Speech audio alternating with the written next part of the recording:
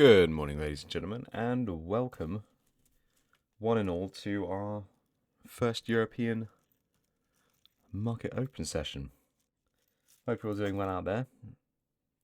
Very strange time for me to be talking. I don't usually say a word, not even in my little one. I usually say a word until about 9. It's a great turnout. I'm actually really surprised. It's a bloody great turnout. Yeah. So thanks for joining me, everyone. Let's see what we can do. Hopefully it's a good session. Great to see everybody here, though. Yeah, really good. All right. Well, let's do some housekeeping first of all. Yesterday's US session was not superb. I think yesterday we split down the market bias into two halves, didn't we? We believed that we could either see a significant amount of selling to recoup some of the extreme amount of gains that we saw yesterday, or the other side of the market was exhaustion, where we didn't really see too much of anything because of how much money had been moved around the market from the latest in Trump's rhetoric against Iran. And it does look like the latter took control. So we didn't really have a market open necessarily. It took a loss on the US 30 Dow Jones yesterday. Did manage to land a sneaky little 1 to 2.2 on the S&P though, which was quite nice. And we had the exact same trade take place again later on in the afternoon, or later on in the evening anyway. So that was okay, but yeah, we did take the loss on the Dow Jones, which basically left us with a very small amount gain yesterday from that S&P. But anyway, it's a gain, isn't it? Right? It's money in the tank. So that was all right, but really hoping that we see something a little bit better from our markets this afternoon. Now, getting down into the energy space, the breaker structure on natural gas, obviously we would have liked to have seen the push up to around 281, but at 2 o'clock in the afternoon we did actually come back down and break structure. So this one's currently running it, and we're currently at 2.726 at the time of this session, probably just a little bit less than halfway down towards the 2.676 area that our target profit is based at. We've got the UK Brent opportunity, which is not really doing too much of anything. Yesterday we did get a little bit of a buyback, but more than anything, this is profit taking. Absolutely. I don't think there's going to be a lot of commercial buying interest in UK Brent, at least this first week of the ceasefire. The second week of the ceasefire, everybody's going to start considering the narrative that what happens at the end of the ceasefire. It's back to war. Our ships start going to be blown up again in the Strait. Those are the questions that they're going to ask if that is the case, and if the Strait is going to be locked down again. Of course, UK Brent prices and US crude, for that matter, will be trading back upwards of 114 to 118 as a result of over demand. But at this present moment in time, there's no reason to consider that, and it may not do anything. It may just stay between, it may just stay between 95 and 100. It might just range for a long time throughout the ceasefire, where it's waiting to see what the ceasefire unfolds, after it's over. But I don't think, in my experience, the markets don't tend to work like that. They're very reactive and living in the present moment in time. They don't really think about the potential for future or whatever. So we'll have to just keep our eyes peeled on that one. We've still got the pending, we've still got the setup anyway, going down there for the continued short to 87.58, and there's no reason why we should get out of that one at the moment. It's still a good looking trade. I don't want to be taking any longs in UK Brent at this moment in time anyway, because of what I've just explained. So there's nothing more we really need to do at this moment in time. We had the potential for the gold short yesterday, which was based on a rejection from big liquidity up there. We were looking to fill the marginal gap between 47.62 and 47.06, which we have done very nicely. So we came down, we broke structure, straight the way down to TP, which was a really, really beautiful move. It was a 1 to 3.32, so that's also gone on top of our win in the S&P 500. So again, not too bad, not too bad, and we're definitely up on the day so far. So that was good. First day back was a winning day.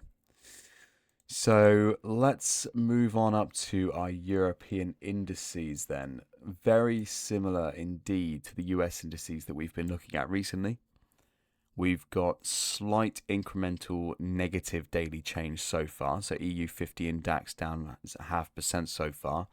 The UK FTSE is sort of lagging behind at, a 0.3% change to the downside. We have some technical patterns as well. I would say that we've definitely can see, the beginning signs of like pennants forming here, which is quite interesting, especially when you take into consideration where the markets actually come from, right down there. So it might be a really good sign for a continued breakout. Alternatively, it could be a good sign for a potential short pennant. Bullish pennants like this are usually quite a good sign for a bullish breakout, where the market's taking a rest, new orders are flowing into the market, we get the nice breaker structure, we get the continuation. Also, because of how long this one's been formed, it does make you think we've got a relatively good margin to the top of the pennant, right? So if we got a breaker structure, say, above any of these levels, let's just fine tune this here for a moment. That's more like there, and this is more like here. So if we get a breaker structure above the descending level, the top of the pennant, that's a really nice margin to the to the high. So we don't even have to think about trend continuation at this stage. We can just look at taking the market to the previous high and earn a decent return that way. So in there, for example, could be a plausible entry.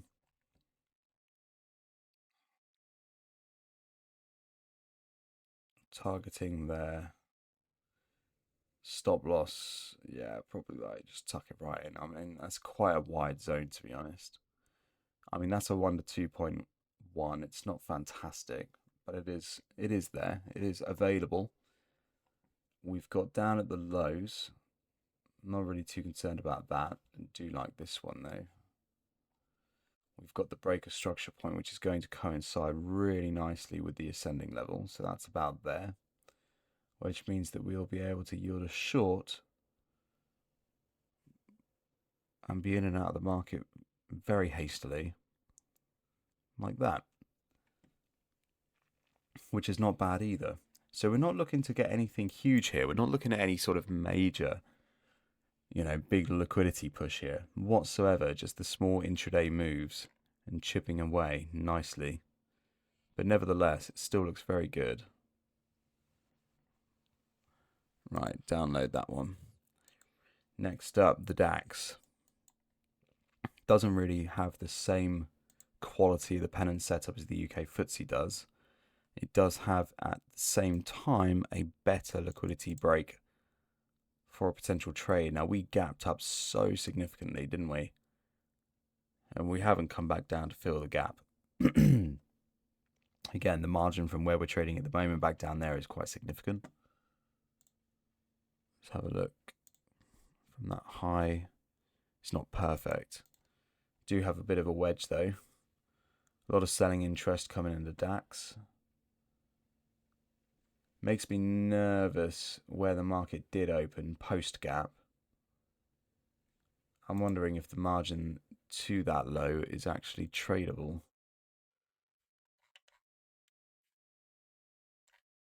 I mean, yeah, probably, right? It's quite significant. Let's thin this out. I would say so. I mean, looking at the size of the margin from there to there, that's tradable. So let's say, for example, this is going to be our breaker structure for that trade. Clear out the dead money.